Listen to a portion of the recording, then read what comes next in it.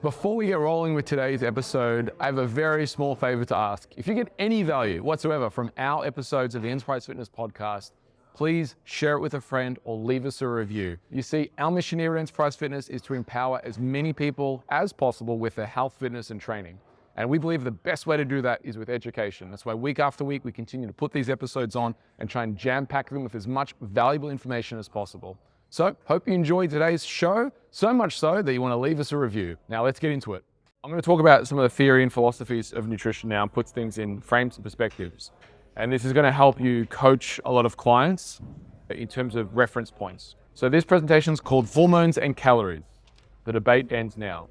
So in nutrition, the two main lenses that people will argue back and forth is the mechanism of a diet works because of calories in versus calories out, versus a diet works because of your gut health / hormones.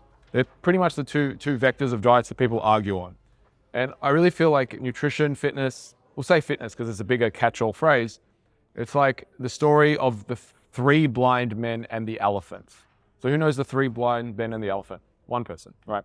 Basically, a mentor guru gets three blind men and walks them to an elephant and says, I'm going to explain to you an elephant with your touch. And he gets the first blind man and he puts him to the front and he grabs the trunk. And he says, oh, the elephant, it's like a python. It feels like a python. And elephants are like pythons. They're long and they're thick and they're like a python.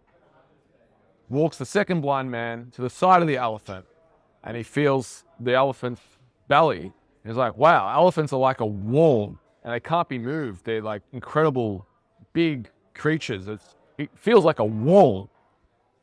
And then he moves the third blind man to the rear and puts the tail in his hand.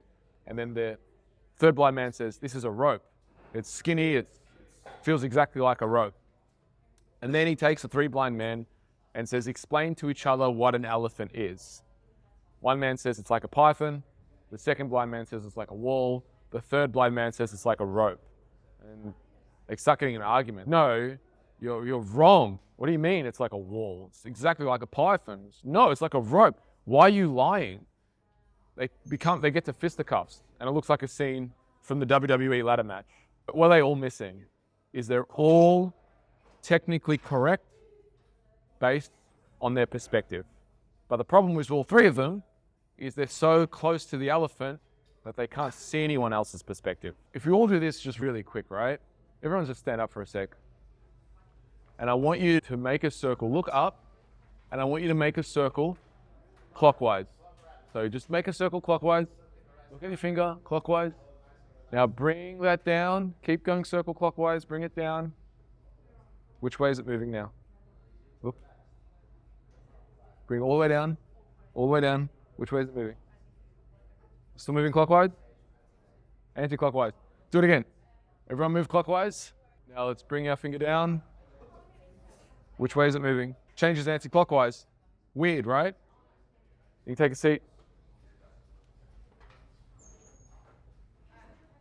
Perspective.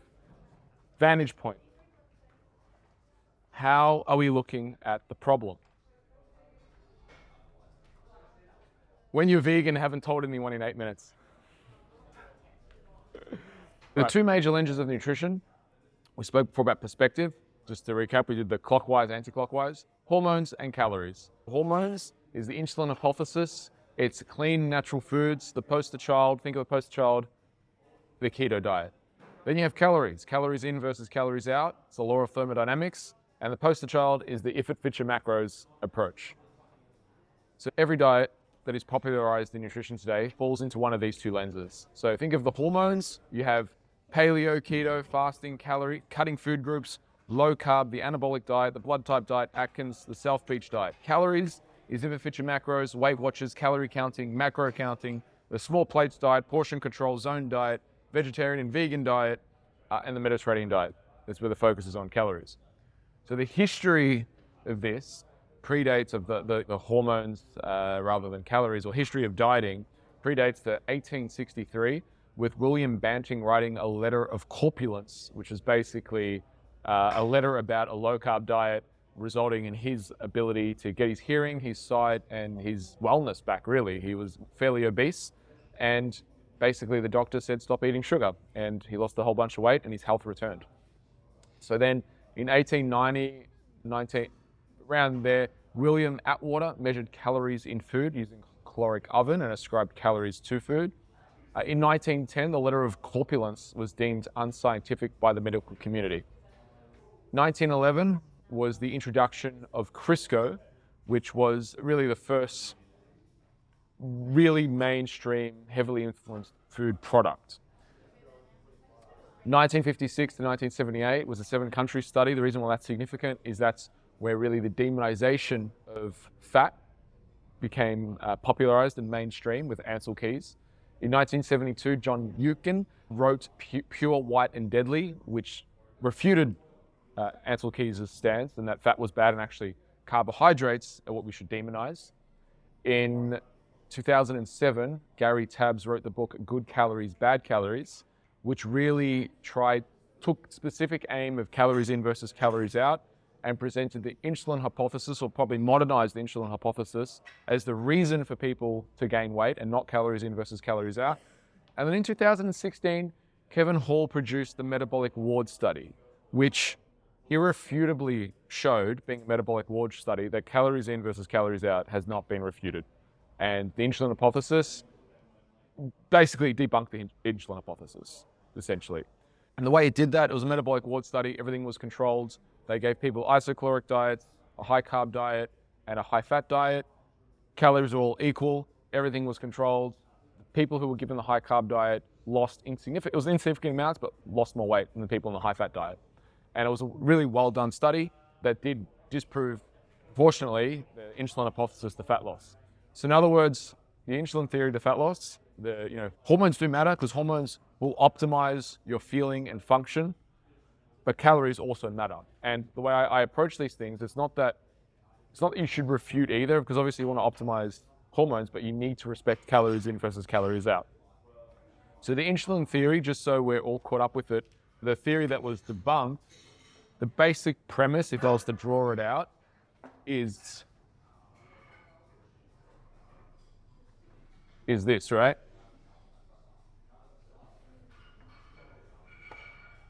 If this is a fat cell, free fatty acids want to be used as energy primarily, and they only get bounded to a triglyceride if the glycerol molecule is present.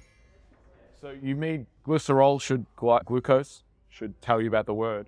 So these 3 fatty acids, to make a triglyceride, which is the storehouse of fat, needs insulin to be secreted, which then wraps a bow of glycerol around those 3 fatty acids and then be able to store. So the premise is built on, if you don't spike insulin, then the fatty acids that are coming in, the free fatty acids, are just going to be used as energy. It's been disproven. Yes, but also the reason why those diets work is because fats predominantly have a high degree of satiation, and that's why they work. Calories are still controlled. When people go, oh, I just eat fat and it's fine. What they're really saying is I found a plan that I can do long term and helps me control calories. And yes, it may optimize it. That's where the people argue, right? Did it optimize hormones because it's calorie controlled, or are there calorie controlled optimizing hormones? It's like catch-22, chicken or the egg, because both of those work synergistically. And again, in my opinion, I'll present how I approach it and how I've distilled these things to a workable plan that you can actually use. So this is on the other side, calories in versus calories out. You know, if you want to lose weight, eat less and burn more, basically, right? And it hasn't been refuted, just FYI. So the law of thermodynamics hasn't been refuted, disproven ever. On the other hand, chemical messages in the body, in the form of hormones, tells the body to store fat. I used to have an analogy that, because I was a big proponent in the early days of the insulin hypothesis. And my thought around that was, if you give someone steroids, for example, if you give someone testosterone, they build muscle and burn fat irrespective of calories. Except it's not 100% true, because if you give someone testosterone and steroids, their metabolic rate actually increases, byproduct. So it's still within the realms of calories in versus calories out. Their metabolic rate increased, that's why they lost weight. So it's not a disproven, it's just hormones help our metabolic function better, but it's not to disprove calories because it's still a function. Those two things do coexist. But this is where the internet eats itself. So the insulin hypothesis was disproven. So hormones and calories, not hormones or calories. You have the trainer slash practitioner versus the scientist slash researcher. So in my opinion, the trainer slash practitioner, all they want is results. Yeah, they don't really care why something works, rather than they just want to know, they don't really care how it works, they just want it to work so the client gets results. The research practitioner wants to know how and why it works and the mechanism. So at worst, the trainer is going to cut out whole food groups and overkill in the advice they give. So let's say, for example, if I say cut out all carbs, you probably will get results, but it's probably overkill in the advice that I'm giving. Whereas the research practitioner, they want to prove without a shadow of a doubt, but the problem on their side is it takes so long to prove within a shadow of a doubt. So there is this kind of gray area, and we want these two to argue, because good coaches and practitioners will have a hunch about things, how something works, and maybe not be able to prove it, and years later you'll get the study where it was proven. I can't tell you like how many times, like I've had my own experience where I've been like, this works, I don't know exactly why it works, but it works. And then later on, find, oh yeah, there was a recent one on like how to do a chin-up correctly. James sent me about Stuart McGill. Stuart McGill's like a depressed retract. I'm like, I've been teaching that to do chin-ups like that for years. And then anyway, like he basically gave his whole explanation about it. I'm like, that's how I teach chin-ups. I've been doing it that way for years. That's what I mean by you want these two to argue, because it pushes everything forward. But just be aware of the limitations. One is very conservative. The other one may be too aggressive. And you want to be in the balance of the two. So the cons of a calories in versus calories out diet. I screenshotted this. This was someone went to a steak restaurant and they weighed exactly how much their steak is, right? The truth is, if you're eating out a lot, a calories in versus calories out kind of plan, where if you're not going to measure, the point of this slide is, if you're not going to measure what you're eating, then calories in versus calories out diet approach isn't the best approach in terms, because if we distill calories and hormones, we distill these, what are they really? They're approaches that you're going to take with your clients to diet and nutrition, as well as their mechanisms. But if we took it, if it fits your macros approach to a client who doesn't measure and track, it's the wrong approach. We need to optimize. So unless someone's going to weigh, measure, track their food, it's not going to be a very usable approach for the client to use. So a lot of clients, even though you're going to have a lot of freedom and flexibility with counting macros, unless they're tracking, it's not going to be favorable for them. So the idea that there's good calories and bad calories still persists. And personally, I think it's reasonable that it does, even though there's a lot of calorie counters and nutritionists who, there's no such thing as a bad calorie. Well, which is true, because there's no such thing as a bad kilometer, because it's a unit of measurement. And I think it's the wrong argument, right? There can be, like, I think nutrition is more related to economics than it is to maths. So it's not like a 1 + 1, and because the reality is, if you go a kilometer in the wrong direction, then it is a bad kilometer. And if you look at, for example, a calorie from salmon is going to be more nutritious than a calorie from a donut. And this is where, again, if you listen to purists about, oh, there's no such thing as a bad calorie, there is bad calorie. There is better choices of food, even though it's a unit of measurement. I think it's a straw man argument that people present, because it's not really what people are saying. You definitely can have optimal choices of food. Again, can you fit food choices inside of a plan? Yes, you can. But again, you're going to have to express control. And it's not like, there are pros and cons of both of these things. And a lot of people will just pretend that their side of the fence, there's only pros. Like calorie counting, oh, there's only pros. That's not true. So the debate, what it boils down to, is how are you going to use these strategies? And I've got a picture of Braveheart, Mel Gibson, because what does he say in that speech? What does he want? Is everyone too young to remember that movie? Everyone seen Braveheart? Not remember Braveheart? No? Okay, Braveheart, he wants freedom, right? Screams out freedom. You're going to use these strategies. So if you're calorie counting, measure, calculate, and count and eat everything, or you're going to eliminate, select, and restrict. And the goal of both of these things is to get more freedom over the food choices, right? That's the ultimate goal, I think, is people want freedom over the food choices. It's how do you achieve, what is the vehicle that you're going to use to achieve that freedom? What is the approach that you're going to use to achieve that freedom? Because too much structure and having to weigh everything can feel like prison. If I give you macros and say your macros for this, it's 150, let's say, right? Whatever, these are the macros you got to eat. And you got to hit these exact macros every day. Too much structure can feel like prison. Or some people might feel like absolute flexibility and I can eat whatever I want as long as I hit these numbers. The other perspective is if you do that, it might feel like playing with Play-Doh.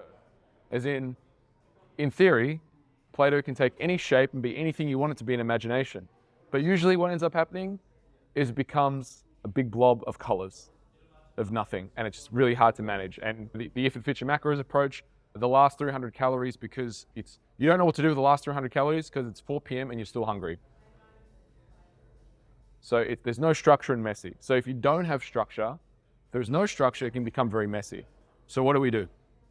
We want flexible structure. And think of bamboo. So we don't want our diets to be this iron prison, but we also don't want it to be like playing with Play-Doh. Because again, rather I should say, when it becomes a prison, if I give you a meal plan, or let's say if I cut out carbs, or say you can't eat any carbs, then that feels like a prison as well. And again, if you can eat anything you want, as long as it fits your macros, that can feel like playing like Play-Doh, right? But there is no reason why we can't marry the two and have a flexible structure. Have flexibility, but also have structure in what we do. And I think that, for most clients, is the happy medium that we want to achieve.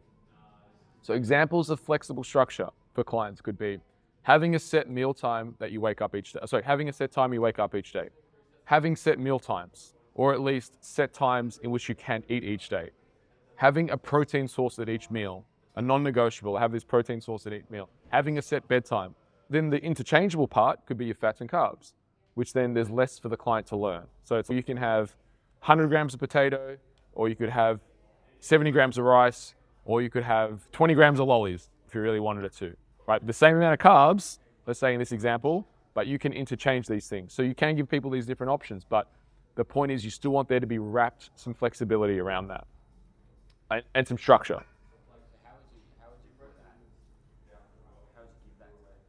Let me keep going because I'm going to answer this not in this presentation, but in the next one. So just save that question for me. It's a great question. Examples of flexible structure: having at least one meal a day that is the same every day that you don't think about. So you might set a breakfast for your client. You might set dinner for your client. Just say, this is exactly how to do it. Plan what you're going to eat when you indulge. So set that. Making a rule not to eat off plan when you're angry, lonely, upset, tired, or bored. Having a go-to restaurants or categories of eateries to stick to with your plan. So some examples that you could coach your client on: steakhouses. The reason being is you can always get steak and vegetables, or fish and vegetables. It's very easy to eat out at steak places. Sushi and cafes. You can always get raw fish with or without rice in Japanese places. Fish or seafood restaurants. They will almost always do salmon with vegetables and salad. Makes it very, very easy. So again, for your clients who are, like, we have a lot of business clients, a lot of execs, they eat out a lot. So then it's coaching them on, because they're not going to bring the scale. Like I have the example of bringing scales to their restaurant. They're not going to bring the scales to the restaurant. Oh, sorry, can I weigh that? Pick a protein, pick a vegetable. Easy. People can stick to that. It's an easy implementation. Modern Mexican places, like I know there's like Fonda, which offer burrito bowls or salads. You probably have to order it without cheese, because usually they put a lot of cheese on these things just to help calorie control, sauces and other additional items that might not fit the plan. But you can educate clients on these things. I interrupt this podcast to give you a very special message. December, we are running an Elite Results Bootcamp. What is the Elite Results Bootcamp? It is a 3-day bootcamp where we teach our systems around strength, hypertrophy, and fat loss. It is intense. There are 6 workouts over the 3 days, and our trainers not only spill the beans on all the techniques, methods, systems that we use to get next level results, we take you through actual workouts so you can experience in real time. If you're a client, if you're someone who's interested in enterprise fitness, or if you're a trainer looking to level up, check out our course, Enterprise Fitness Academy, and click on Elite Results. The other thing is you always got to marry up the context with the content. The other thing you got to think about is, who is the client? For example, a flexible diet might be the perfect thing for a 20-something-year-old female who's looking to compete, who has time to track their food, measure everything out, weigh it, do their meal prep, and they want to eat chocolate every night, and they just simply make it hit their macros every night. Awesome, cool, absolutely, more power to it, right? Or is it an overweight client who's always struggled with diet their whole life, and they have an unhealthy relationship with food? So the way I coach that person is behaviors. I'm not going to get them to count food, because it's going to bring up a lot of very negative emotions with that client. Or is it the busy business exec who really doesn't give a fuck, who just wants to do everything in a very time efficient manner? Actually, for him, I might introduce him to a food prep company where he can literally deliver, but I tell him, you're gonna eat these foods because he hasn't got any mental stuff that he's dealing with. It's just time. He needs to manage his time better. So you've got to look at it in the context of who is the client, because again, whether we argue we should be doing calories, we should be doing macros, we should be doing food plan, these are just approaches. And approaches ultimately come down to the people that we're coaching.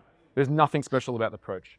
This is another analogy, a framework that you can use is, are you working with a baker, a cook, or a chef? Let me explain. So a cook, what's the difference between cooking and baking? Really, baking is mathematics, right? So let's just say we're baking a cake. If I put in too much flour, like I put in a kilo of flour and I put in, I don't know, 20 mils of water, is that gonna be enough water to mix the flour?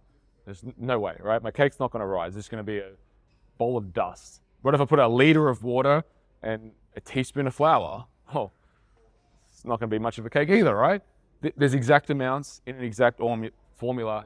It's formulaic and it has to be done in the right instructions. So am I working with someone who's very calculated, who likes sets of instructions? Are they a baker in the way they think? For that person, maybe flexible diet is the very thing where they feel absolute freedom. I can eat any foods that I want as long as I calculate. Or are you more of a cook? You're a big picture person. You have fun. It's like, yeah, if I add a little bit of chicken, salt, oh, what type of stir fry? I can add beef, I can add fish. I like this vegetable. I'll use this spice. I'll put too much of this. I'll put something else in there to balance out the meal, right? Cooking is a lot more free flowing. It's a lot more big picture. So are you working with a baker, a chef, or a cook? And a cook is someone who's had some experience and they know what works for them. And they can interchange between the two, but you need to respect that they already have pre-existing knowledge. And they're not so much looking for you to tell them what to do as to help add value to what they already do. So think about these frameworks when you are working with a client. And it does, again, come down to content of what your content of what you're saying cannot be divorced from context. And this is the thing that shits me so much about social media, because you have folks like, say, Lane Norton, who's definitely on the side of calories in versus calories out, versus someone like, he makes memes about them all the time. What's his name? Mark Hyman, who talks about hormones and all this kind of stuff, and he's got a different demographic. But if you look at their messages fundamentally, their messages are designed for the people that they're serving, but you're getting sound clips. And both of them they're very smart, both of them. There's no discredit to either of them. They're both very smart, but in their sound clips, you can't divorce the context, the content of what they're saying to the context of what they're saying. But when you're coaching, it's all about context and content. You can't divorce the two. And the frame that I give you is, imagine if builders argued the difference between the value of a hammer and a screwdriver. You have a building sec, no, a hammer is better, no, a screwdriver is better, no, a hammer is better, no, a screwdriver. Are you nailing a nail? Use a hammer. Are you screwing something? Use a screwdriver. Simple as that. Context versus content. Our client will always be the context. We need to choose what content we need to fill up their cup. And again, to a person with a hammer, everything will look like a nail. We want to be aware of that. In nutrition, this was the model that many accept. I've chosen not to accept this model. They talk about the pyramid of priority, the pyramid of priority of nutritional habits. At the base, and look, it's not necessarily wrong, I just think it's incomplete. At the base is calories, then you have macros, micronutrients, meal timing, and supplements in terms of order of priorities. And supplements are the last thing you want to add in, getting your calories right first. I don't like this model because it's hierarchical in the sense that you have to focus on calories first. I think it gives the wrong impression to clients, even though there is merit to it. But I think as a framework to work with clients, it leaves a lot to be desired. How I've changed this up, the model that I've used and created is the enterprise lifestyle wheel. And notice it's a lifestyle wheel because I think for most of the clients that we train is nutrition fits within our lifestyle. It's not an isolated variable. We have total calories. Absolutely, total calories are important and need to be in check if we want to have success. It's not to say it's not. It's absolutely important, but it's not the only thing. And notice how it's also a circle, because I want to acknowledge that these areas interrelate. It's not that you have to do calories first and gut health second and food quality third and sleep fourth. No, let's work on all of these, because in this case, it's that effect of 1 + 1 won't equal 2. 1 + 1 will equal 10,000. When we work on all of these areas, we have a synergistic effect where people actually do change their life. There is no reason why I can't give someone a calorie control plan and help them improve their sleep. Because if I help them improve their sleep, they're going to have more willpower, more focus to actually not eat, overeat. If you're sleep deprived, it's shown, you're probably going to overeat. You're going to make bad choices. So why wouldn't I want to address this with the client and make them eat? Likewise, If I help you and coach you to eat better foods, and I cut out the crap or the quote unquote bad calories, the sugar, the shit that is calorie dense, and I get you to eat foods that are nutritionally dense and calorie void, say celery, broccoli, vegetables, fruits, meat, for example, then guess what? Your calories are going to control themselves for the most part. You're not going to overeat. You're going to feel more satiated. Total calories are important. Addressing gut health issues. If you're not pooping once to twice a day, that's a massive issue. We need to talk about that. If I'm coaching you on nutrition and you don't poop, we got problems. If you're bloated, if you hate your food, if you feel uncomfortable every time you eat, we got problems. Massive problems. Because that becomes the obstacle for you losing weight and optimizing your body composition. So we need to include that. We need to have that discussion with our client. Then we talk about food quality. And food quality is very simple. When we optimize our food quality, it's going to help us calorie control. It's going to help us with gut issues. Lifestyle. We can have lifestyle stress, as in relationship, work, finances.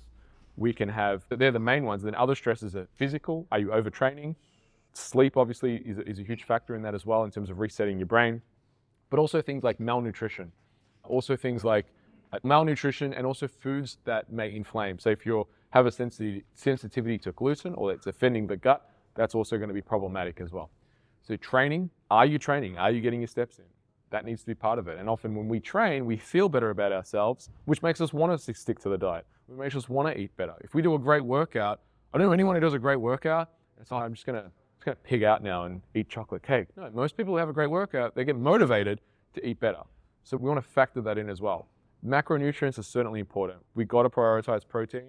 Most of our clients won't be eating enough protein. We want to make sure that we're hitting protein goals. Regardless of whether they're a vegan, vegetarian, carnivore, we've got to set a protein goal. And sleep, I've said this before, but we're designed for 6 to 8, or really 7 to 8 hours. And you can measure your sleep. I like to use an Oura ring. Sleep is a whole other presentation of itself. I can talk a lot about sleep, but we need to factor in sleep with our clients too, because their recovery is dependent upon it. Mental health, their psychology, their psychological health is dependent upon it, which is going to help them. And again, it's going to help them with willpower and stickiness points to stick to the diet and make better decisions. If we deprive people of sleep, they're going to have worse. So for me, sleep is one of those things that's an easy win, and I want to address that with the client. So it's not a matter of which one comes first. It's a matter of me sitting down with the client and understanding what's the constraint, what's the biggest constraint, what's the linchpin that's going to move you forward the fastest. Because for any one person, maybe sleep is the thing that changes their life. Maybe it is calories. Maybe it's gut health, focusing on that. Maybe it's lifestyle. Maybe it's training. But if I can address a little bit in each area, I know I'm going to get a big result. Consequently, I always like to present the reverse. So the reverse in this case is the brakes. So if that's the wheel, if they're the things that make the thing spin faster, what are the brakes? What are the issues that are going to prevent people from getting their goal? Gut health. If you ain't pooping, you ain't getting results. If you're constipated, bloated, you hate your food, you ain't getting results. If you've got food intolerances, you ain't getting results. Anything gut health related is going to be a massive constraint. The only way to really address gut health properly, if someone does have chronic gut health issues, is to get a stool test. Can you just turn it down? Hemming, it's a bit loud. Can you turn it down? Can you turn it down? So gut health is definitely something we need to address because it's going to be a constraint. It's going to be a break. Stress. So I define stress as 5 ways. We have lifestyle stress, as I said before. Foods you eat, say gluten, soy, dairy, things that can inflame the gut. Malnutrition is a stress. Low levels of toxicity can be a stress to the body, like mercury. And also then we have inflammation. And the last one, food you eat, overtraining can definitely be a stress. If you're like running a marathon, for example, training for a marathon, certainly a stress. Right? And again, a problem well stated is a problem half solved. So when someone says to me, I'm stressed, quote unquote, I don't accept that as a frame because it's just way too vague. What do you mean by stress? We need to it is helpful to put labels on things. Like if you ever have someone who's really angry at you, one of the best things you could say is, you seem really angry at me. Why? It labels it and then they feel acknowledged. When dealing in conflict, actually it's helpful to label things. In this case, it's also helpful. Malnutrition, I've already covered. Malnutrition is certainly a stress. Most of your clients are going to come in malnutrition, by the way. As in they're not eating enough protein. They're not having enough micronutrients. They're not getting the macronutrients. They're not eating enough carbs. We at Helen, you'd say, hang on, why isn't she losing weight? She's on 800 calories. Her body had adapted to 800 calories. She's just eating less and less, sleeping less and less. Her body, and you think of this like from a metabolic point of view, think of a Prius, Everyone know what a Prius? A Toyota Prius, it's an electric car. Very fuel efficient. Think of a V8. It burns fuel really fast. From a metabolic point of view, you don't want to be the Prius. The Prius is the old folks in the old home. Their metabolism is very efficient. It's slow burning, slow to turn over. Cellular turnover time is very slow.